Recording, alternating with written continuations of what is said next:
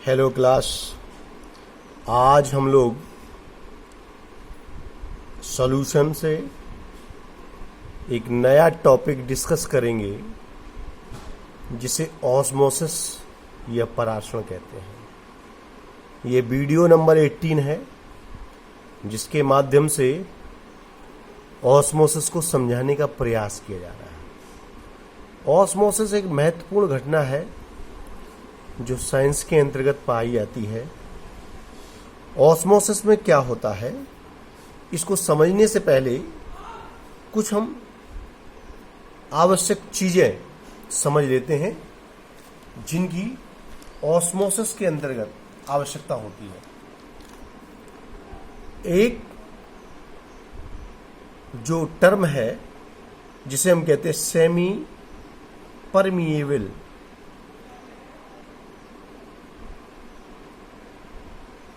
जिसे हम लोग कहते हैं semi permeable membrane, semi permeable membrane. इस टर्म को याद रखेंगे क्योंकि ये टर्म अभी आपके सामने आगे आने वाला है। ये सेमी परमिएबल मेम्ब्रेन क्या होती है? एक ऐसी मेम्ब्रेन होती है जो सॉल्यूट के लिए इनपरमिएबल और सॉल्वेंट के लिए परमिएबल होती है। ये एक ऐसी मेम्ब्रेन होती है जिसे हम लोग सेमी परमिएबल मेम्ब्रेन कहते हैं। ये मेम्ब्रेन एक ऐसी मेम्ब्रेन होती है जो सॉल्वेंट, ध्यान रखना मैं बोल रहा हूं, सॉल्वेंट के लिए परमिएबल, सॉल्वेंट के लिए परमिएबल मतलब सॉल्वेंट इसको क्रॉस करके निकल जाता है। अच्छा, लेकिन जो सॉल्वेंट के साथ एक दूसरा होता है सॉल्यूट, उसके लिए ये इम्परमिएबल होती है, मतलब अपारगम।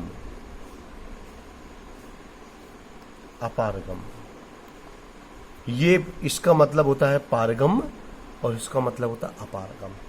कहने का आशय ये है कि सेमी परमिएबल मेम्ब्रेन एक ऐसी मेम्ब्रेन होती है जो विलायक के लिए पारगम होती है और विलेय के लिए अपारगम। अब भला ऐसा क्यों होता है? तो उसका कारण यह है कि जो मॉलिक्यूल सॉल्वेंट के होते हैं वो साइज में छोटे होते हैं, सॉल्यूट के मॉलिक्यूल साइज में बड़े होते हैं। तो सॉल्वेंट के मॉलिक्यूल इस मेम्ब्रेन को क्रॉस करके पार निकल जाते हैं, सॉल्यूट के मॉलिक्यूल इस मेम्ब्रेन को क्रॉस करके पार नहीं निकल पाते। सपोज दैट अगर हम चीनी का सॉल्यूशन लें, शुगर सॉल्यूशन इन वाटर लें, अगर सेमी परमिएबल मेम्ब्रेन द्वारा उसको सेपरेट कर दिया जाए तो सॉल्वेंट यानी पानी उस मेम्ब्रेन को क्रॉस करके चला जाएगा, लेकिन उस पानी में घुला हुआ सॉल्यूट उस मेम्ब्रेन को पार नहीं कर पाएगा और मेम्ब्रेन के अंदर ही रहेगा। यानी सॉल्वेंट बाहर जा सकता है, सॉल्यूट बाहर नहीं जाएगा। तो ये एक टर्म आने वाला था सेमी परमिएबल मेम्ब्रेन, हमने आपके सामने क्लियर कर दिया। अच्छा, सेमी परमिएबल मेम्ब्रेन के साथ साथ ही एक और होता है फ्लो, सॉल्वेंट का फ्लो। सॉल्वेंट का फ्लो ये टर्म क्या होता है? इसको कहते हैं सॉल्वेंट का प्रवाह, विलायक का प्रवाह। अब जरा समझने का प्रयास करते हैं कि ऑस्मोसिस क्या है, क्योंकि सेमी परमिएबल मेम्ब्रेन के बिना ऑस्मोसिस को समझ पाना बहुत कठिन कार्य है। तो चलिए अब हम बात करते हैं ऑस्मोसिस पर।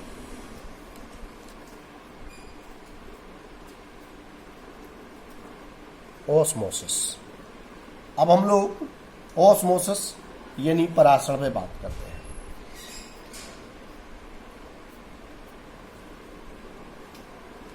परासरण के बारे में समझने के लिए हम केवल इतना समझ लें कि ये फ्लो ऑफ सॉल्वेंट है। फ्लो ऑफ सॉल्वेंट संक्षेप में हम लोग समझ लें, flow of solvent through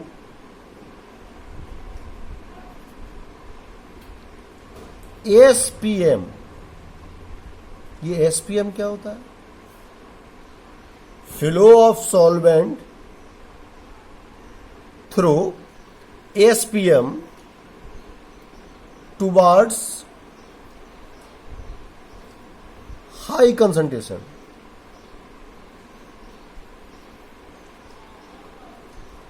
high concentration solvent का प्रवाह है through SPM towards high concentration.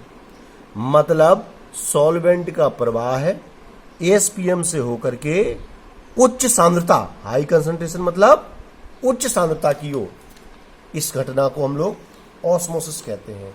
अगर इसको डिफाइन करना हो हमें हिंदी में तो हम लोग लिख सकते हैं, जब दो भिन्न भिन्न सांद्रता की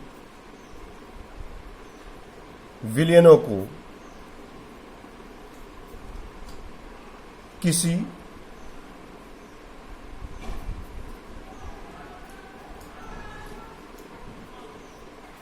अर्धपारगम्य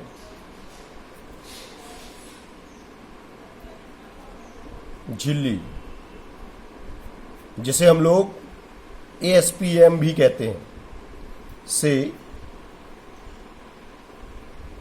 पृथक करके रखा जाता है तो विलायक के कण कम सांद्रता के विलयन से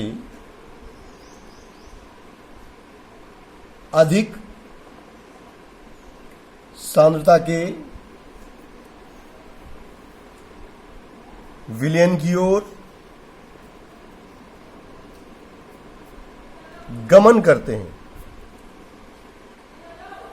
गमन करते हैं। यह प्रक्रिया तब तक चलती रहती है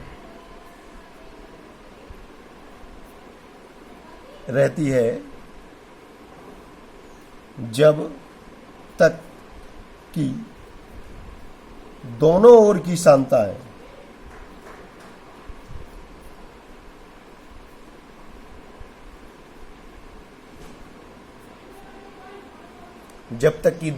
की सांद्रताएं समान नहीं हो जाती।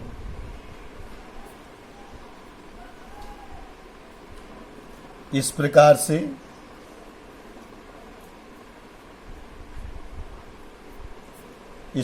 से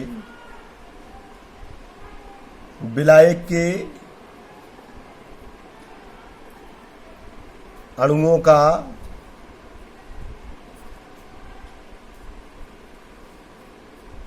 अर्धपारगम्य झिल्ली से कम सांद्रता से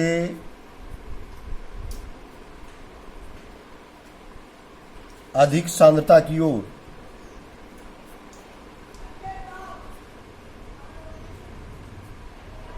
गमन परासरण कहलाता है, जिसे हम लोग ऑस्मोसिस कहते हैं। ये डेफिनेशन है, इसमें हमें कुछ बातें अंडरलाइन करनी है। दो भिन्न भिन्न सांद्रता के विलयन हो, ठीक है। अब इसको हम लोग थोड़ा डायग्रामेटिक समझने का प्रयास करें। दो भिन्न भिन्न सांद्रता के विलयनों को किसी अर्धपारगम झिल्ली, इसको एसपीएम कहते हैं, सेमी परमिएबल मेम्ब्रेन, ऐसी मेम्ब्रेन जिसके बारे में अभी हमने जिक्र किया था, सॉल्वेंट के लिए परमिएबल होगी, सॉल्यूट के लिए इम्परमिएबल। तो विलायक के कण कम सांद्रता के विलयन से, कम सांद्रता के विलयन से, ध्यान रहे, कम सांद्रता के विलयन से अधिक सांद्रता के विलयन की ओर गमन करते हैं, और ये प्रक्रिया तब तक चलती रहती है जब तक कि दोनों ओर की सांद्रताएं समान नहीं हो जाती। समान सांद्रताएं होने तक दोनों ओर की सांद्रताएं समान नहीं हो जाती। इस प्रकार से विलायक के अणुओं का अर्धपारगम झिल्ली से कम सांद्रता से अधिक सांद्रता की ओर प्रवाह, कम सांद्रता से अधिक सांद्रता की ओर गमन कहें या प्रवाह, ये परासरण कहलाता है। इसी को ऑस्मोसिस कहते हैं। परासरण की घटना को ही ऑस्मोसिस कहते हैं। ऑस्मोसिस शब्द का या ऑस्मोसिस शब्द की खोज या ऑस्मोसिस का अध्ययन एक वैज्ञानिक हैं, अबे नोलेट। अबे नोलेट, ये बात मुझे पहले बता देनी चाहिए थी। एक वैज्ञानिक का नाम जुड़ा हुआ है, अबे नोलेट। इन्होंने ऑस्मोसिस को बहुत विस्तार पूर्वक अध्ययन किया और इसके बारे में इन्होंने जानकारी प्रस्तुत की। ठीक है, तो वैज्ञानिक का नाम ध्यान रखेंगे, अबे नोलेट। ठीक है, ऑस्मोसिस, ऑस्मोसिस को अगर डायग्रामेटिकली समझने का प्रयास करें तो देखिए, एक छोटा सा डायग्राम आप लोगों के समक्ष प्रस्तुत है।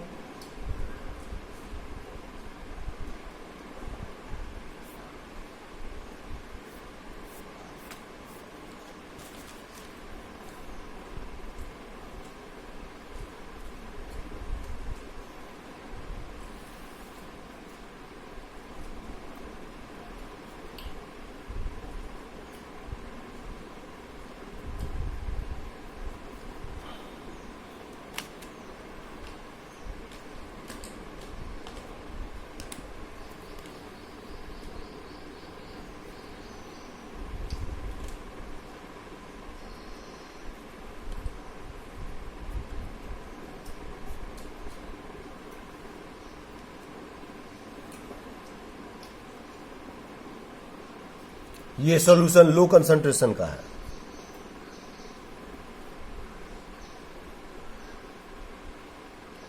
और इस तरफ सॉल्यूशन हाई कंसंट्रेशन का है।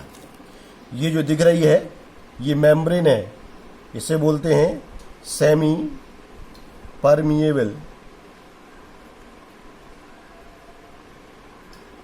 ये सेमी परमिएबल मेम्ब्रेन है।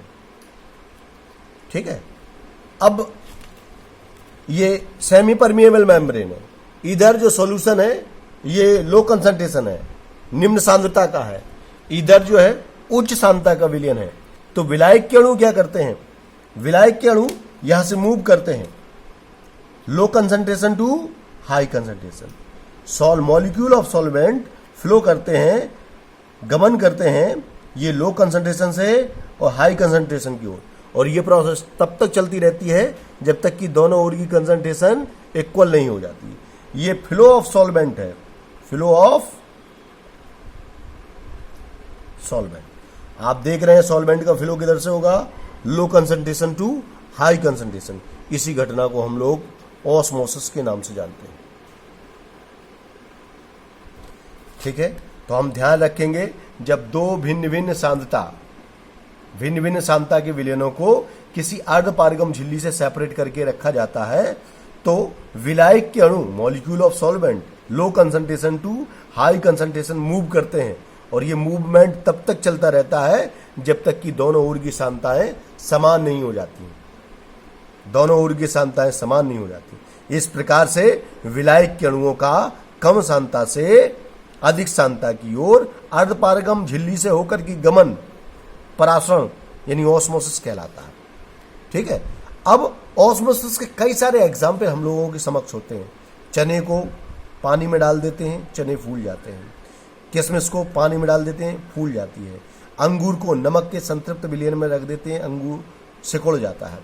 और भी कई सारी घटनाएं हमारे आसपास हैं जिन्हें हम कई बार देख चुके होंगे, लेकिन ध्यान नहीं दिया होगा कि ऑस्मोसिस क्या है। ये सारी घटनाएं ऑस्मोसिस से रिलेटेड है।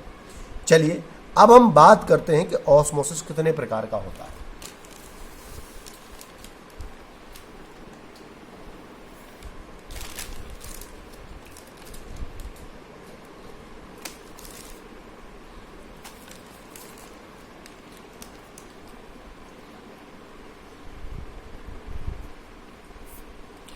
ऑस्मोसिस बेसिकली दो प्रकार का होता है। एक ऑस्मोसिस कहलाता है एंडो ऑस्मोसिस, इसको हिंदी में अंतः पराशरण कहेंगे, अंतः। एंडो ऑस्मोसिस यानी अंतः पराशरण। एग्जाम्पल में हम लोग लिख सकते हैं, जैसे अंतः पराशरण का मतलब बाहर से सॉल्वेंट अंदर की ओर एंटर करेगा। जैसे चने को पानी में डाल दीजिए, सॉल्वेंट बाहर है, चने के अंदर सांद्रता अधिक है। और हम लोग जानते हैं ऑस्मोसिस की प्रक्रिया low concentration to high concentration movement है। सॉल्वेंट जो है बाहर की ओर कम है सांद्रता, अंदर की ओर सांद्रता अधिक है। चने के अंदर सांद्रता अधिक है, सॉल्वेंट बाहर से अंदर की ओर मूव कर जाएगा। ऐसे ही किशमिश को पानी में डालने पर किशमिश फूल जाना एंडो ऑस्मोसिस है। हम लोग लिख सकते हैं एग्जाम्पल, किशमिश का आसुत जल में